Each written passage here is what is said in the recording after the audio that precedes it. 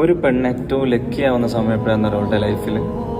അതോള് പ്രണയിച്ച ആളെ കല്യാണം കഴിക്കുന്ന സമയത്തോ അൾട്രാ റിച്ച് ആയിട്ടുള്ള ഒരാളെ കല്യാണം കഴിക്കുന്ന സമയത്തൊന്നും അല്ല.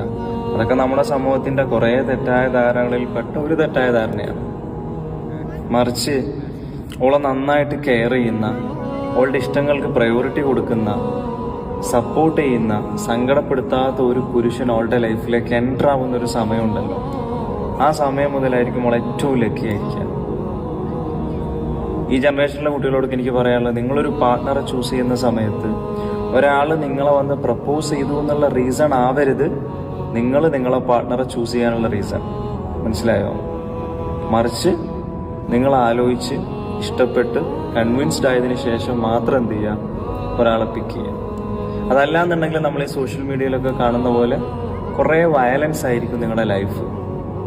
അത് ഫുള്ളി നെഗറ്റീവ് ഇമ്പാക്റ്റ് മാത്രമേ ഉണ്ടാക്കൂ.